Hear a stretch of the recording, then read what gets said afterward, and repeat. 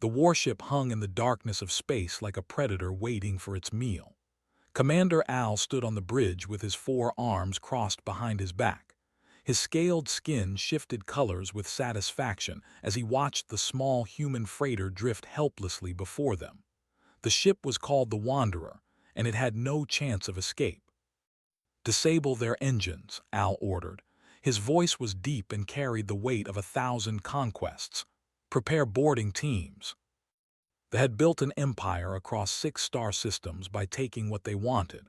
They had crushed rebellions, enslaved entire species, and broken the will of countless prisoners. Humans were new to the galactic stage, a soft and fragile species from a small blue planet at the edge of known space. Al expected this capture to be simple. He expected the humans to cry and beg like all the others. He was wrong. The boarding team breached the Wanderer's airlock with practiced efficiency. 20 soldiers rushed inside with plasma rifles raised and ready. They expected panic. They expected screaming. They expected the desperate scramble of prey trying to flee from predators. Instead, they found 5 humans standing calmly in the cargo bay, with their hands raised in surrender.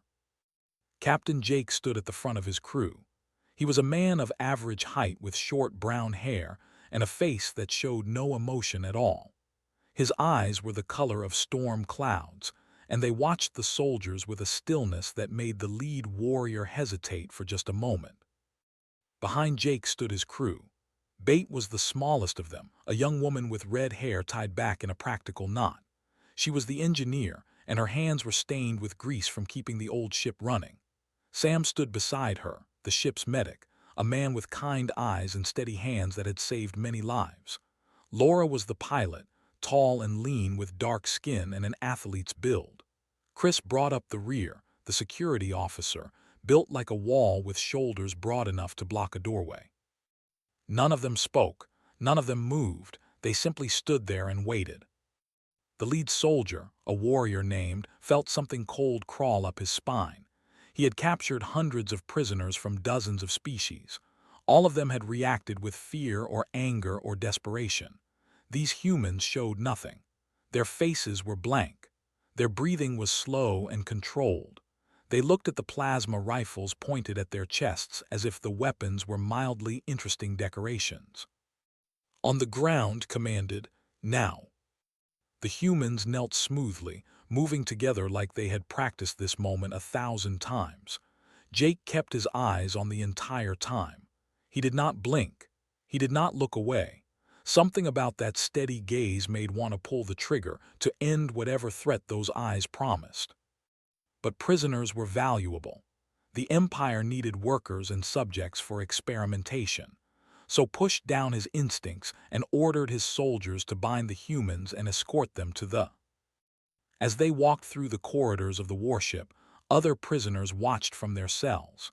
The detention block held creatures from a dozen different worlds, all of them broken and defeated.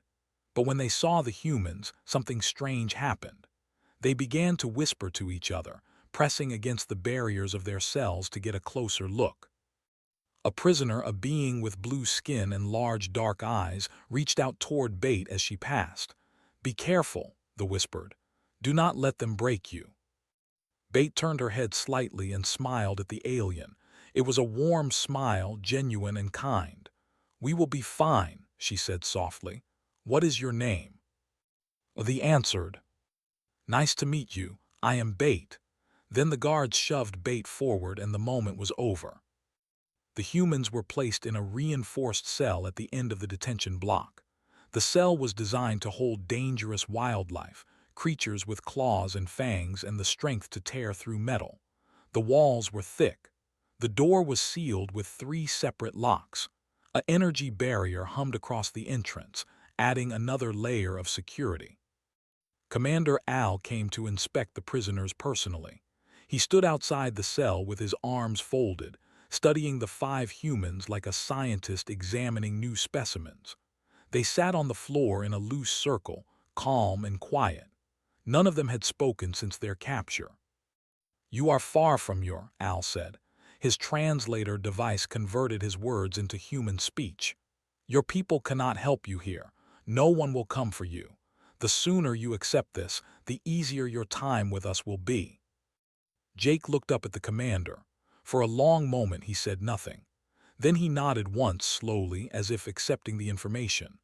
But his eyes, those cold, storm-colored eyes, held something that Al could not identify. It was not fear. It was not despair. It was something else entirely. Then Jake closed his eyes, lowered his head, and went completely silent. Hours passed. The humans did not move. They did not speak. They barely seemed to breathe. The guards assigned to watch them grew increasingly nervous, shifting their weight and checking their weapons far more often than necessary. One young guard approached an older veteran and asked, "Why do they just sit there? Why do they not cry or shout or try to negotiate?" The veteran had served on ships that patrolled the edges of human space. He had heard stories from traders and scouts, rumors that most dismissed as fantasy. He looked at the silent humans in their cell and felt the same cold dread that had felt on the Wanderer. "I do not know," the veteran admitted, "but I have heard that humans are different from other species. They are persistent hunters on there. They do not chase their prey with speed. They follow it for days, never stopping, never resting, until the prey collapses from exhaustion." The young guard stared at the humans. "They look weak, soft, no claws, no fangs, no armor." "Yes," the veteran agreed. "That is what makes them dangerous. They should not have survived on their world, but they did. They did not just survive, they dominated. They killed every predator that threatened them. They tamed creatures that should have eaten them. They spread across their entire planet and then reached for the stars." He paused. "And they did it all without natural weapons, just their minds, just their endurance, just their refusal to ever give up." The young guard looked back at the cell. Jake had not moved. His breathing was so slow that he might have been sleeping, except his eyes were open, staring at nothing. "What do we do?" the young guard asked. The veteran had no answer. He just watched the humans and waited for something to happen. In the cell, Jake sat in perfect stillness and let his mind work. He counted guards. He noted patrol patterns. He listened to the hum of the ship's engines and learned its rhythm. He felt the vibrations through the floor and mapped the layout of the vessel in his head. His crew did the same. They did not need to speak. They had served together for 7 years. They knew each other's thoughts, each other's strengths, each other's limits. They were family in every way that mattered. And families, human families, protected each other. They had made a mistake by taking them. They just did not know it yet. Jake opened his eyes for just a moment and looked at Bait. She gave him the smallest nod, almost invisible. Message received. They would wait. They would watch. They would learn. And when the time came, they would remind the galaxy why humanity had survived every extinction event their planet had thrown at them. The silence in the cell was not defeat. It was preparation. And the should have run. 3 rotations passed on the artificial lights cycled from bright to dim and back again, marking time in a place where time meant nothing. The humans remained in their cell, quiet and watchful, and the grew increasingly frustrated with their strange prisoners. Interrogator Os was brought in on the 2nd rotation. He was a specialist, a who had broken the minds of hundreds of prisoners from dozens of species. His methods were cruel and effective. No one had ever resisted him for long. He looked at the 5 silent humans and saw them as a challenge worthy of his skills. He chose Bait first. She was the smallest, the youngest, and in his experience, the weak ones always broke fastest. 2 guards dragged her from the cell while her watched in silence. Jake did not move. He did not protest. He simply watched with those cold eyes as Bait was taken away. The interrogation room was cold and bare. A single chair sat in the center beneath a harsh white light. Medical instruments lined the walls, tools designed to cause pain without causing death. Os had spent decades perfecting his craft. He knew exactly how much agony each species could endure before their minds shattered. Bait was strapped to the chair. She looked around the room with curious eyes, as if she was studying the layout rather than fearing what was to come. Os found this annoying. "You will tell me everything about your ship," he said. "Your cargo, your destination, your communication codes. You will tell me about human military capabilities and defense systems. You will tell me where your colonies are located and how many ships protect them." Bate tilted her head slightly. "That is a lot of information. Do you have a specific question, or should I just start talking about the weather on Earth?" Os stared at her. No prisoner had ever responded to him with sarcasm before. He felt his scales flush with anger. "You do not understand your situation. I am going to hurt you. The pain will be beyond anything you have ever experienced, and when you cannot take any more, you will beg me to let you talk." Bates smiled. It was not a nervous smile or a brave smile. It was the smile of someone who knew something he did not. "I understand the situation perfectly. You are going to torture me because that is what you do, and I am going to disappoint you because that is what I do." The torture began. Os used electrical shocks first, sending currents through Bates' nervous system that would have reduced most species to screaming wrecks within minutes. Bates screamed. Her body convulsed against the restraints. Tears streamed down her face, but between the screams she laughed. She actually laughed. "Is that all?" she gasped when he paused the current. "My grandmother hit harder than that." Hours passed. Os moved through his arsenal of pain, blades that cut but did not kill, chemicals that burned through nerve endings, pressure points that sent waves of agony through the body. Bate bled, Bate screamed, Bate suffered. But she did not break. When the guards finally dragged her back to the cell, her body was covered in wounds and bruises. Her helped her lie down gently. Sam examined her injuries with professional care, cleaning and bandaging what he could with strips torn from his own shirt. "How bad?" Jake asked quietly.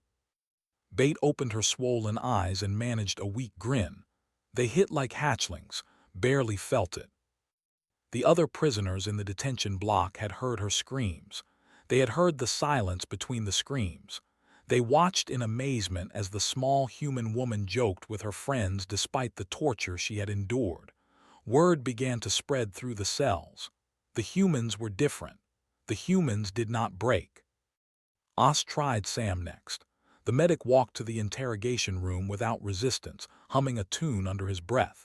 When the torture began, he closed his eyes and seemed to go somewhere else in his mind. His body felt the pain, but his spirit had retreated to a place that could not reach. He gave them nothing useful. He just smiled and said things like, "You should see what medical school was like. And I once did a surgery for 18 hours straight. This is practically a vacation." Laura was next. She refused to speak at all. She stared at Os with eyes full of contempt, as if he was something disgusting she had found on the bottom of her shoe.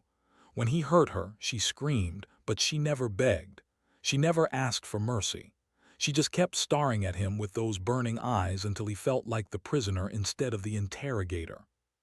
Chris was the most dangerous. When the guards came for him, he went quietly. But in the interrogation room, when they tried to strap him to the chair, he moved. His hand shot out and grabbed the nearest guard's arm. There was a crack, a scream, and suddenly the guard was on the floor with his arm bent in the wrong direction. It took 6 to restrain Chris after that. Os increased the torture, using everything in his arsenal. Chris took it all. He did not speak except once when he looked at Os through blood-filled eyes and said, "I am going to remember you. Remember every single thing you do." It was not a threat. It was a promise. And something in the way Chris said it made Os feel genuine fear for the first time in his career. But Jake was the worst. When the guards came for him, he stood and walked with them peacefully. He sat in the chair without resistance. He looked at Os with no emotion at all, just patient attention, like a student waiting for a lecture to begin. Os used his most painful techniques. Jake's body reacted, his muscles tensed, his breathing changed, but his face remained blank. He did not scream, he did not cry, he did not even close his eyes.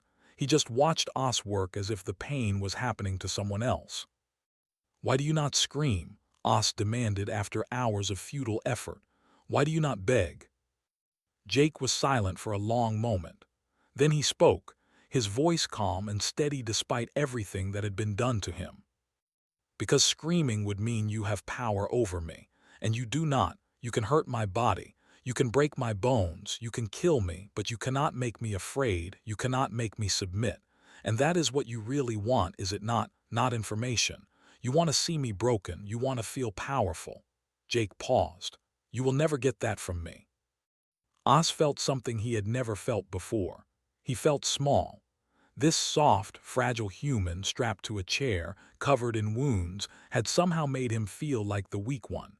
He ended the session and had Jake return to the cell. That night the other prisoners talked among themselves. A merchant who had been captured months ago shared what he knew about humans. "They are mad," he said. "They're as covered in dangerous creatures, predators with fangs and claws and poison, environments that kill, diseases that should have wiped them out. And yet they survived it all. They did not just survive, they conquered. Every threat their world threw at them they overcame." They listened carefully. "How is that possible?" "Because they do not know when to quit," they said. "They do not understand the concept of impossible. When the universe tells them they cannot do something, they get angry and do it anyway out of spite." In the human cell, the five sat together. Their bodies were wounded and exhausted, but their spirits remained unbroken. Jake looked at each of them, seeing the pain they had endured, the strength they had shown. "They will escalate," he said quietly. "Os is frustrated. He will try something worse to break us." "Let him try," Chris said. His voice was rough from screaming, but his eyes were clear. "I meant what I said. I am going to remember everything." Bate nodded despite her injuries. "We all will." Jake closed his eyes and went silent again. The others followed his lead. They sat in stillness, conserving energy, healing what they could, preparing for what was coming. The guards watched them nervously. The silence was worse than screaming. Screaming meant the prisoners were still fighting, still reacting, still human in a way they could understand. But silence meant something else entirely. Silence meant the humans had stopped reacting and started planning. They should have recognized the danger. They should have killed the humans or released them or done anything other than what they did next. But they did not understand what they were dealing with. They would learn. On the fifth rotation, Interrogator Os made the worst decision of his life. He had broken every species in the galaxy. He had made warriors weep and leaders beg. But these five humans had resisted everything he had done to them. They had taken his worst techniques and somehow remained intact. His reputation was at stake. His pride was wounded. He needed to find a way to crack their impossible resolve. So he decided to attack them through their hearts instead of their bodies. Os had watched the humans carefully. He had noticed how Bates smiled at the other prisoners. He had seen how the humans nodded to the whenever they were moved through the detention block. The humans had formed connections with the other captives. They cared about creatures they had just met. That caring, Os decided, would be their weakness. He had brought to the interrogation room. The young was terrified, trembling as the guards strapped her into the chair. Then Os had the humans brought to watch. They were restrained and lined up against the wall, forced to witness whatever was about to happen. "I have tried pain," Os announced. "You resisted. I have tried fear. You resisted, so now I will try something different. You care about this creature. You showed her kindness. You called her by name." He turned to the humans. "Tell me what I want to know, or I will make her suffer." The humans said nothing. Their faces were masks of stone, but Jake looked at with something in his eyes that had not been there before. It was not fear or weakness. It was something darker. "I am going to give you one chance," Os said.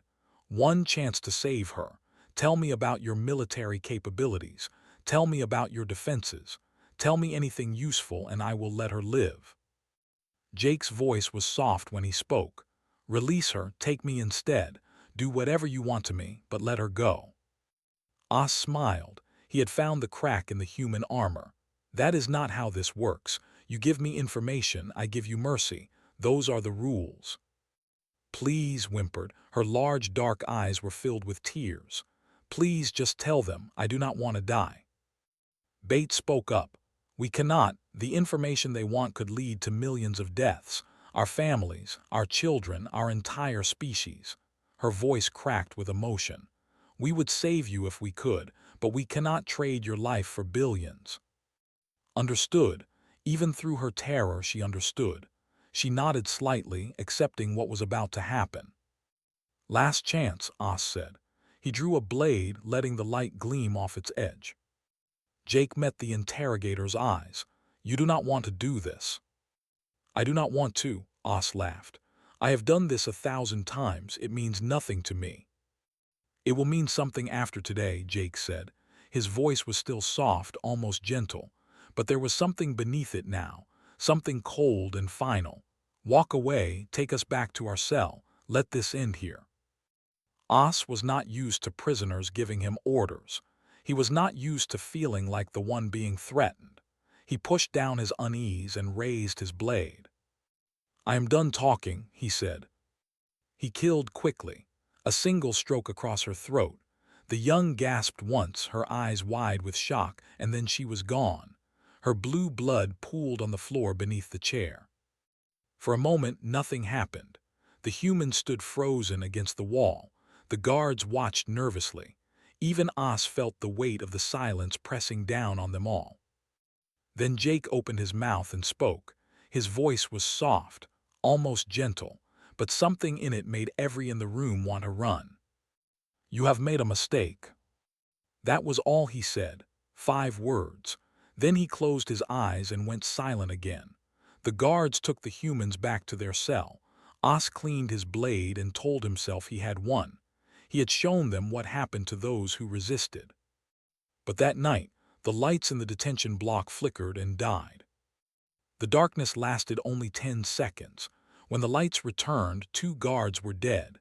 They lay on the floor outside the human cell with their necks broken cleanly. Their weapons were gone.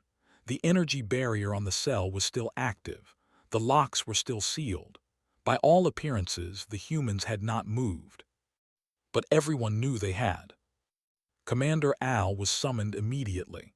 He stared at the dead guards, at the untouched locks, at the 5 humans sitting calmly in their cell. They looked back at him with empty eyes. None of them spoke. "How?" Al demanded. "How did they do this?" No one had an answer. The security footage showed only static during those 10 seconds of darkness. The cell's systems showed no breach. It was impossible, and yet 2 of his soldiers were dead. "Triple the guards," Al ordered. "Reinforce the cell. Add additional barriers. I want cameras on them at all times with backup power sources." 20 soldiers were stationed outside the human cell. The locks were upgraded. A second energy barrier was added. Al told himself this was sufficient. No prisoner had ever escaped from a ship. These humans, no matter how strange, could not change that. But the humans had changed. They began to talk among themselves, quietly, in a language the translation systems could not understand. It was not their normal speech. It was something older, something secret, words and phrases that meant nothing to ears but clearly held deep meaning to the humans. Bates smiled at the guards through the barrier. It was not a friendly smile. It was the smile of someone who knew something you did not. The guards found excuses to look away whenever she turned her eyes toward them. Chris started exercising. He dropped to the floor and began doing push-ups, counting under his breath. 100, 200, 500. When he finished, Laura took over, then Sam, then Bate, then Jake. They rotated continuously, hour after hour, never stopping, never showing exhaustion. When a guard asked what they were doing, Sam looked up with sweat dripping down his face and smiled. "Preparing," he said. The word spread through the ship. The humans were preparing. For what, no one knew, but the fear was contagious. Guards who had faced enemy fleets without flinching found themselves jumping at shadows. Officers who had commanded conquests across star systems began checking their weapons more often than necessary. Other prisoners sensed the change. They grew quiet, watching the humans with a mixture of hope and fear. Some of them prayed to their gods for the first time in years. They did not know what was coming, but they felt it approaching like a storm on the horizon. Jake sat in the center of his crew, his eyes closed, his breathing slow. Anyone watching him would have thought he was sleeping or meditating, but his mind was racing, processing everything he had learned over the past 5 rotations. He knew the patrol schedules. He knew the guard rotations. He knew where the reactor was located and how the life support systems were configured. He knew the layout of the ship as well as any who had served on it for years. His crew knew their roles. They had worked together long enough that words were unnecessary. A glance, a gesture, a slight shift in posture could communicate volumes. They were ready.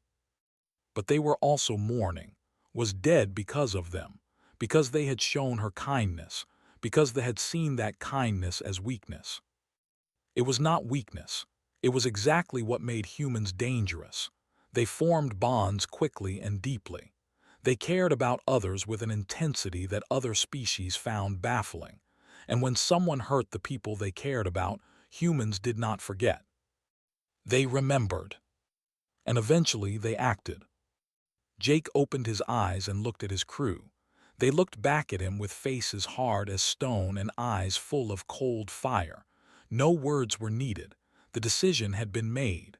The mourning was over. Now came the reckoning. The guards outside the cell felt a change in the air. They could not explain it. Nothing visible had shifted. The humans still sat in their circle. The barriers still held. The locks were still secure. But something was different now. Something was coming. And by the time they understood what that something was, it would already be too late. On the 7th rotation, the humans escaped. No one saw how it happened. No one heard them move. One moment they were in their cell, sitting in their silent circle. The next moment, 5 cells were empty and 20 guards lay unconscious on the floor. The alarm screamed throughout the red lights flashed in every corridor. Commander Al rushed to the bridge, shouting orders that no one seemed able to follow. How do you catch prisoners who move like ghosts? How do you fight an enemy that appears and disappears without warning? The security footage was reviewed. For exactly 32 seconds, every camera in the detention block showed nothing but static. When the picture returned, the humans were gone. The energy barriers had been disabled. The locks had been bypassed. 20 armed soldiers had been neutralized without a single shot being fired. Find them, Al ordered. Every soldier on this ship. Search every deck, every room, every storage compartment. They are 5 unarmed prisoners. They cannot have gone far. But they did not understand what they were hunting. This was not an escape attempt. This was not 5 frightened prisoners trying to reach a shuttle bay or an airlock. This was something far more dangerous. This was payback. Jake moved through the lower decks like a shadow. He had memorized the ship's layout through sound and vibration during his days in the cell. Now he navigated by instinct, avoiding patrols, slipping through maintenance corridors that they had forgotten existed. His target was the engineering section, the heart of the ship's power systems. He found 3 guards outside the main reactor room. They died before they could raise the alarm.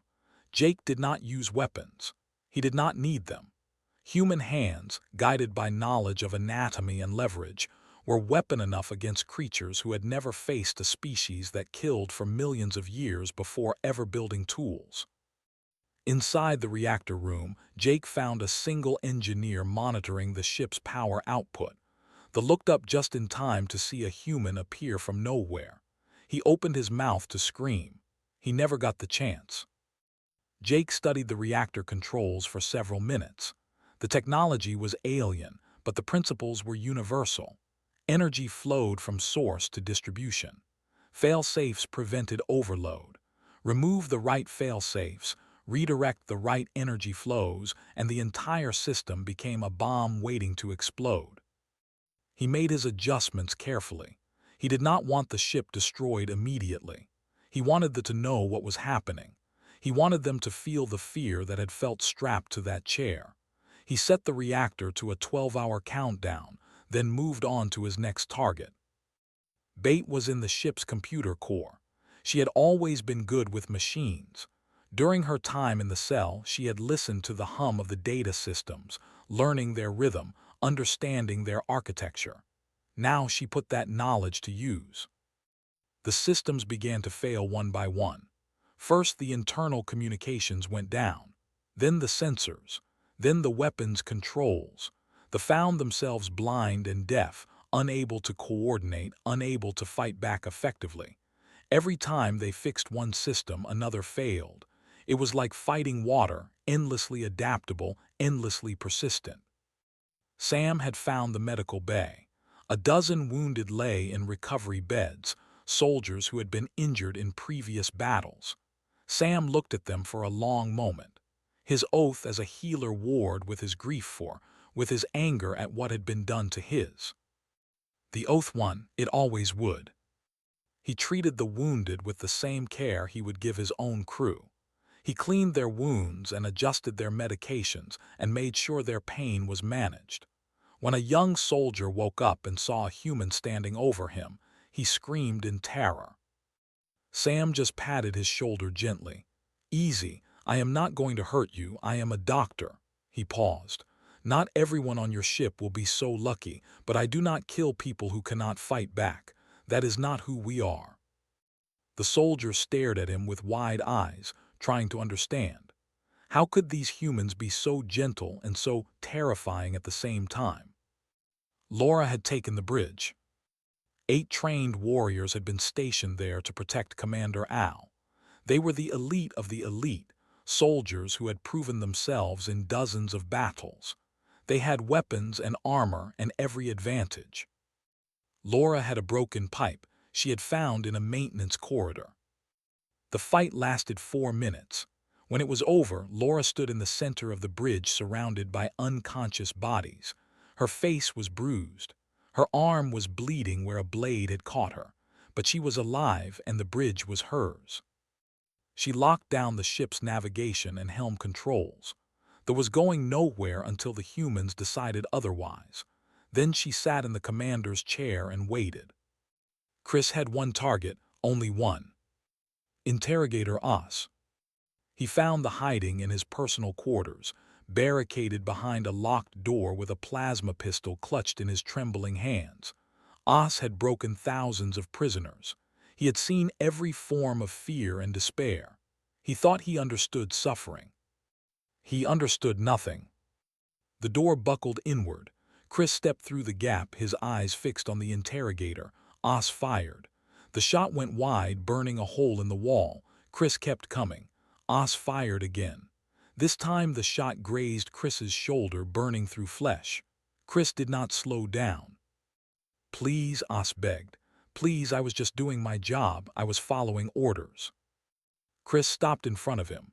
Blood ran down his arm from the plasma burn, but he showed no sign of pain. His face was calm. His voice was steady. "I told you I would remember," Chris said. "I remember every cut you made on Bates' skin. I remember every scream you pulled from Sam's throat. I remember how you laughed when Laura refused to break." He leaned closer. "And I remember the way she trembled, the way she looked at us at the end, forgiving us for failing to save her." Oz dropped his pistol and fell to his knees. "I am sorry, I am sorry." "I know," Chris said, "but sorry does not bring back the dead." What happened next was not quick. It was not clean, but it was just. Throughout the ship, the remaining tried to fight back. They outnumbered the humans 60-1. They had weapons and training and home territory advantage. None of it mattered. The humans worked as a unit, 5 parts of a single terrible machine. They anticipated every ambush. They avoided every trap. They struck where they were weakest and vanished before reinforcements could arrive. They had never faced an enemy like this. Species they conquered either fought in predictable patterns or broke and fled. These humans did neither. They were calm and methodical, moving through the ship like surgeons removing a tumor. They killed only when necessary. They disabled only what needed to be disabled. They were not rampaging monsters. They were something far worse. They were professionals. Commander Al watched his ship fall apart from the observation deck. Communications were down. Weapons were offline. The reactor was counting down to destruction and his engineers could not stop it. Half his crew was dead or injured. The other half was hiding, too terrified to fight. 5 humans had done this. 5 soft, fragile, impossible humans. He finally understood what the other prisoners had tried to tell him. Humans were not weak because they lacked natural weapons. They were dangerous because they had survived without them. Every human was a predator born from millions of years of evolution. Every human carried the memory of ancestors who had killed with stones and sticks and bare hands long before they built starships. They had mistaken civilization for weakness.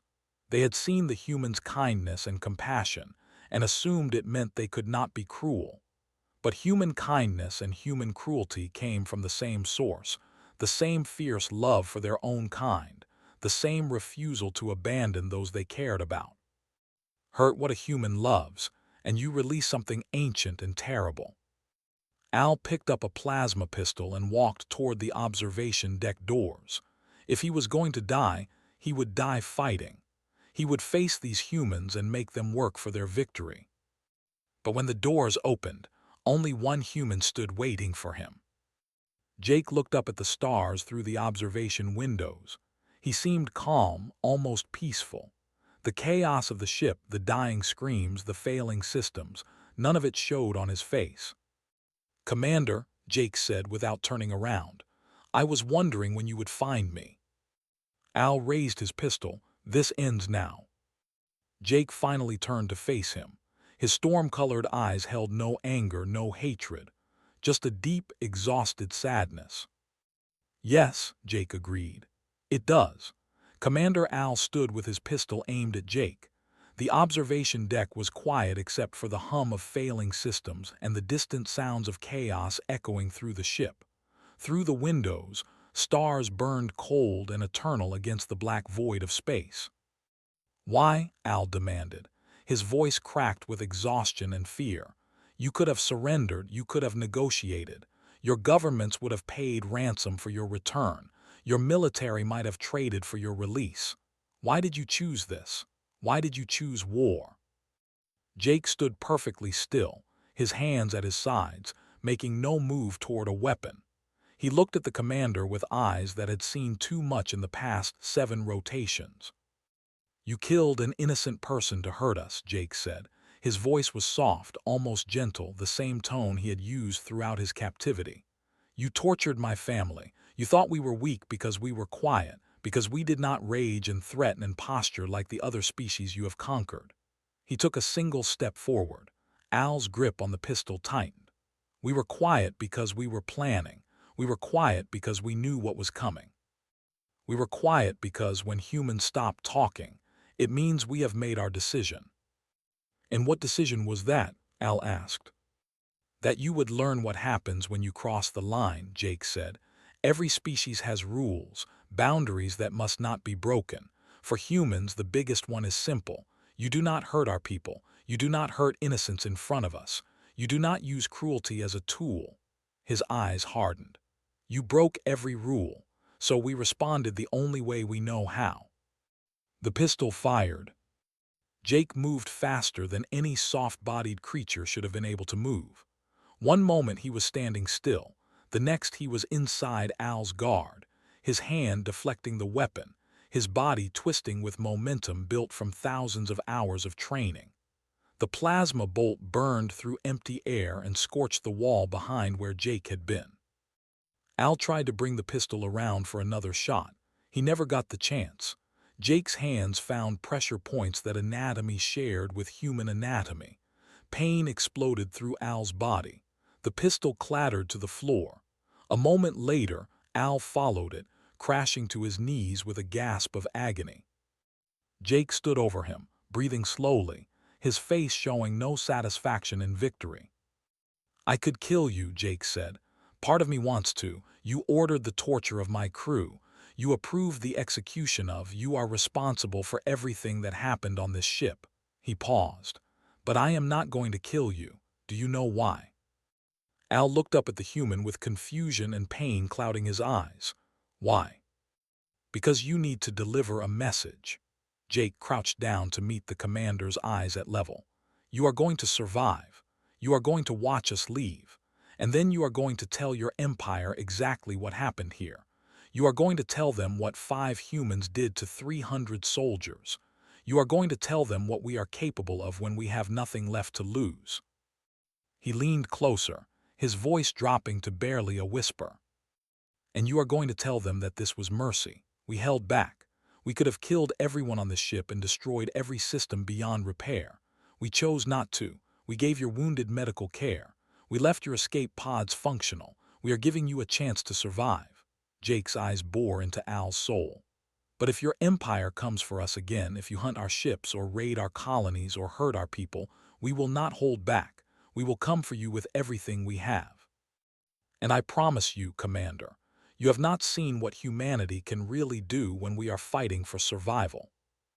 Jake stood and walked away, leaving Al kneeling on the cold floor of the observation deck.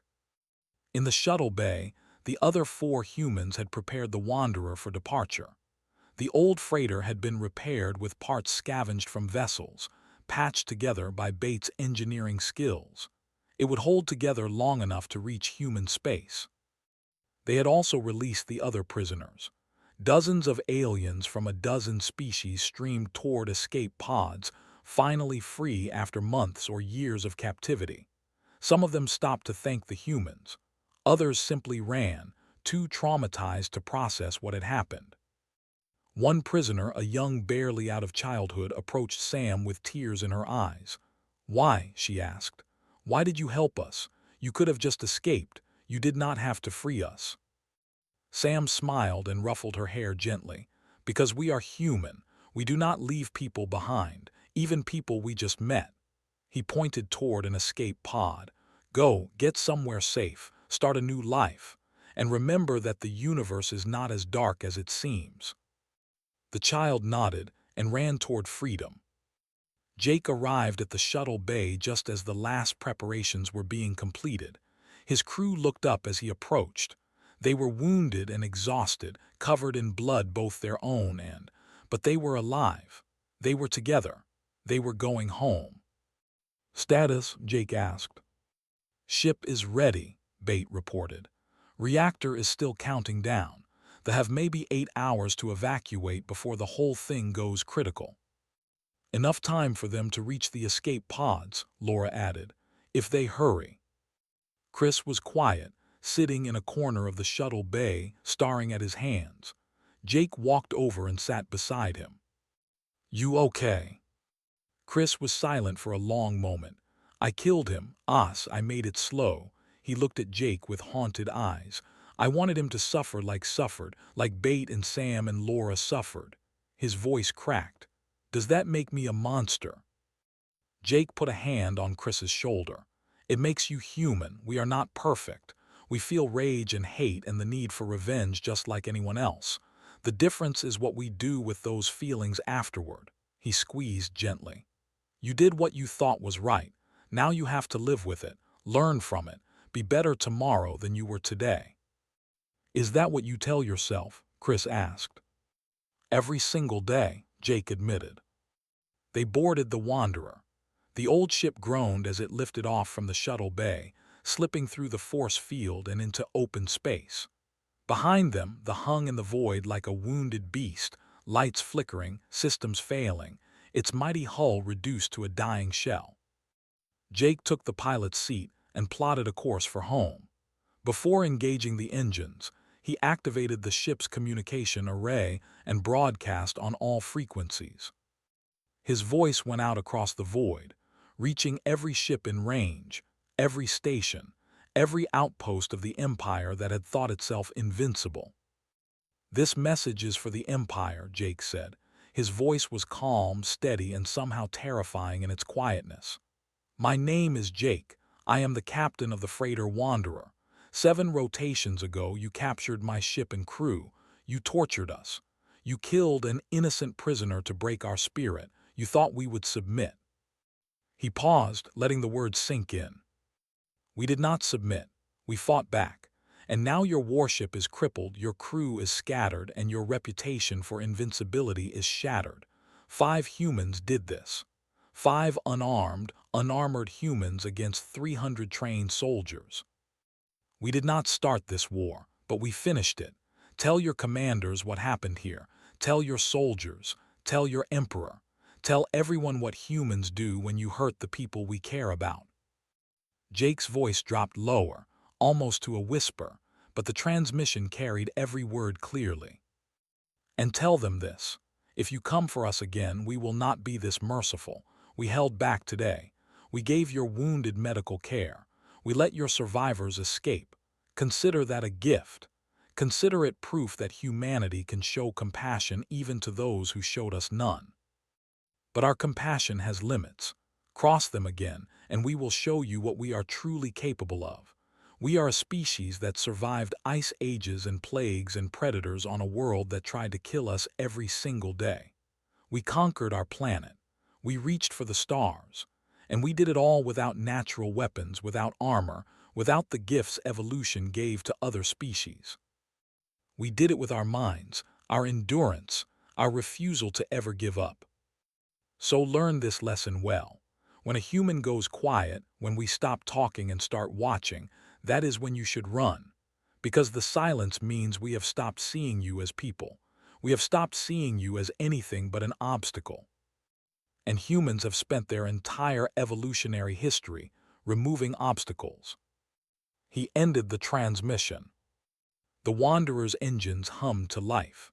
The ship turned toward home, leaving the wounded behind. Through the stars stretched into lines as the freighter jumped to faster-than-light travel. In the crew compartment, 5 humans sat together in comfortable silence. They were wounded. They were tired. They had done terrible things to survive, but they were alive. They were family, and they were going home. Somewhere across the galaxy, the Empire received Jake's message. They reviewed the footage from They analyzed the impossible victory of 5 prisoners against an entire warship. They calculated the implications. In the high councils of the Empire, for the first time in 10,000 years, the ruling council voted unanimously to leave a species alone. The humans would not be pursued. The humans would not be raided. The humans would be avoided like the deadly predators they were. Some prey was not worth hunting. Years later, a young would ask an elder about humans. The elder would grow quiet, staring into the distance with old, haunted eyes. "They are strange creatures," the elder would say, "loud and friendly in peace, laughing, singing, making companions of everything they meet, soft and warm and seemingly harmless." The elder would shiver. But when they go silent, when the light leaves their eyes and they stop speaking, that is when you run. Because the silence means they have decided you are no longer a person to them. You are just an obstacle. The young would look up at the stars, wondering which distant light was the human. And somewhere in that galaxy, Jake sat on the bridge of a new ship, surrounded by his crew, his family, laughing at something Bait had said. The warmth in his eyes was genuine. The kindness in his heart was real. But beneath it all, always ready, always waiting, was the predator that humanity had never quite evolved away from. The universe had learned its lesson. Some things were better left alone.